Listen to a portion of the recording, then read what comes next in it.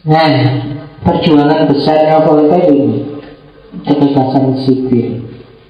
Ada 3 hal yang diperjuangkan Voltaire: bebas bicara, bebas berekspresi, bebas beragama. Jadi bebas ngomong, bebas milih, bebas beragama. Dia punya satu kata-kata mutiara yang bagus. I don't agree with a word that you say, but I will defend to the death your right to say it. Aku tidak setuju dengan apa yang kau bilang, tapi akan aku bela mati-matian hakmu untuk mengucapkan itu. Kemudian kan, susah kamu bikin kalimat kayak gini kalau bukan. Jadi aku nggak setuju dengan yang kau bilang, tapi kalau ada yang ngalang-ngalangi kamu untuk bilang itu tak lawan, karena ngomong itu hakmu. Tak bela mati-matian hakmu untuk mengungkapkan itu. Jadi kalau sedang diskusi terus, jangan ngomong macam-macam, belaan orang yang dituding jangan ngomong macam-macam itu. Tidak apa-apa ngomonglah macam-macam, karena hakmu untuk ngomong. Itu Voltaire. Jadi setiap orang berhak ngomong. Dia punya kebebasan mengekspresikan pikirannya. Setiap orang berhak juga untuk beragama. Setiap institusi berhak juga mengembangkan dirinya. Itu kebebasan sipil. Tidak boleh ada pelarangan. Urusan omongannya benar apa salah, dituruti apa enggak, itu urusan kemudian. Tapi silahkan kamu ngomong. Tidak apa-apa, jangan dipendam, karena itu hakmu. Kan tak bilang tadi, di antara yang diperjuangkan di Perancis adalah menjamin hak-haknya manusia. Yang nanti di antara hasil perjuangannya Perancis era pencerahan melahirkan prinsip-prinsip hak deklarasi hak asasi manusia yang pertama, yang melahirkan LBB, Liga Bangsa-Bangsa, sebelum lahir Declaration of Human Rights. Jadi perjuangan pertama Voltaire adalah kebebasan sipil. Ini rumusnya. Nah, yang agak unik ini, Voltaire mendukung kebebasan, tapi dia tidak senang dengan demokrasi. Nah, itu khas ini. Beda sama yang lain. Jadi tidak mesti loh orang yang menjunjung kebebasan itu suka demokrasi. Dia setuju monarki, raja tapi yang konstitusional. Yang raja ini disetir oleh konstitusi, bukan raja yang semena-mena. Orang hebat, angkatlah jadi raja, tapi dia dikerangkai oleh konstitusi. Mungkin Indonesia lebih pas kayak gini, karena rakyatnya susah mikir sendiri, tidak mandiri, gampang dibohongi. Perlu ada seorang raja yang luar biasa. Kalau bahasanya Plato, raja filosof, Philosopher's King of Philosopher. Nah, jadi raja filosof ini orang yang paling layak jadi presiden. Jadi kita tidak butuh insinyur, kita tidak butuh sarjana pertanian, dokter pertanian, kita tidak butuh. Kita butuh filosof. Orang yang bisa berpikir dalam, bisa berefleksi, bisa, ya di filosof kan jadinya itu. Tidak harus dia pintar terjun ke lapangan, tapi dia bisa ngatur orang. Dia dengan karismanya bisa mencari solusi-solusi problem bangsa, dan itu raja. Meskipun raja itu syaratnya, kalau katanya Voltaire, dia harus memberikan kebebasan berpikir, kebebasan berbicara, dan kebebasan beragama selain konstitusi. Dan dia raja harus toleran, tidak boleh memihak pihak-pihak tertentu dan menganaktirikan pihak-pihak lain. Monarki konstitusional. Terus Voltaire tidak percaya demokrasi, karena bagi Voltaire ada orang pintar, tapi kalau rakyat secara keseluruhan itu pasti tidak pintar, pasti tidak cerdas. Karena kecerdasan, kepintaran itu mungkin sifatnya agak elitis. Ada orang kritis, tapi pasti tidak semua orang kritis. Kalau mendengarkan pendapatnya semua orang, mungkin yang lebih besar adalah orang yang tidak kritis. Maka katanya Voltaire, tidak, justru dengan demokrasi akan kelihatan bodohnya masyarakat. Kan kita kelihatan bodoh kan tiap pemilu dibohongi ya sih manut baik. Dibohongi janji-janji, dibohongi pilih-pilih. Voltaire punya kata mutiara, I would rather obey one line then, itu salah tulisnya, harusnya pakai A, then 200 rights of my own species. Aku lebih suka mematuhi seekor singa daripada ratusan tikus. Demokrasi itu kan ratusan tikus. Perwakilan kan kita milih satu tikus di antara banyak tikus. Tidak, lebih enak dipimpin singa satu aja sukses deh. Ada presidennya, ada hayam muruknya, urusan Gajah Madanya bisa kita pilih. Tapi yang dibutuhkan hayam muruknya, singanya yang punya karisma jadi yang di puncak, jadi raja. Dan peringatannya Voltaire menurut saya harus kamu ingat, it is dangerous to be right in matters on which the government is wrong.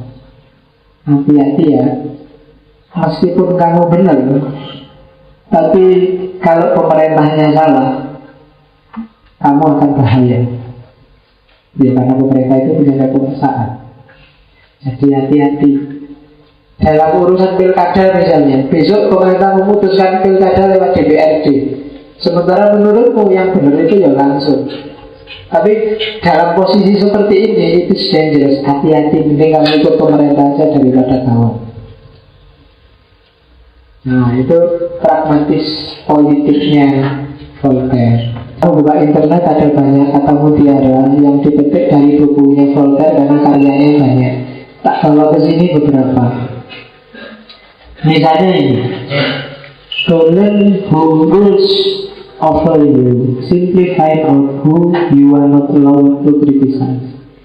Kalau kamu ingin tahu siapa sih yang mendominasi kamu, yang menghegemoni kamu, yang nyetir hidupmu, gampang. Carilah siapapun orang atau lembaga yang kamu tidak bisa mengkritik. Berarti orang atau lembaga itulah yang sekarang menghegemoni kamu.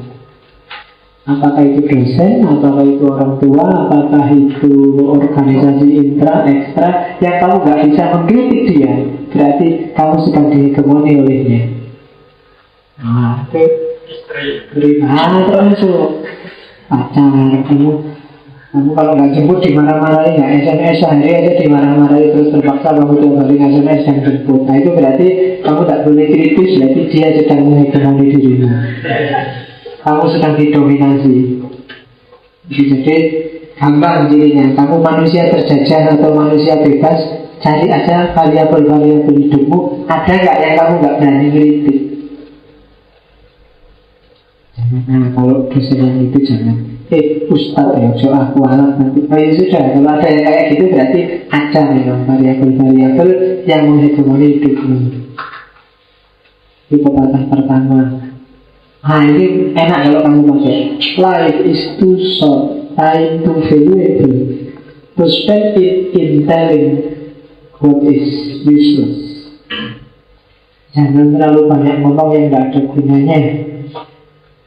Hidup itu singkat, waktu itu berharga. Eman-eman waktumu, eman-eman hidupmu, isi dengan yang baik-baik. Jangan suka nongkrong, ngobrol yang gak jelas. Nah itu maksudnya Voltaire. Mending baca buku, mending nulis, ada gunanya. Jangan salah, Voltaire ini, kalau di sini ada yang ahli minum kopi, Voltaire ini maniak kopi. Satu hari dia bisa menghabiskan 40-50 cangkir kopi. Iya. Satu ketika dia pernah diingatkan sama dokter Voltaire ketika dia umurnya 55 tahun. Voltaire, kopi itu kayak racun yang jalannya lambat. Hati-hati kamu bisa meninggal. Jawabannya Voltaire, oh benar sampean. Berarti sampean benar. Karena sampai 55 tahun ini loh saya masih belum mati-mati. Berarti memang jalannya racun ini lambat banget.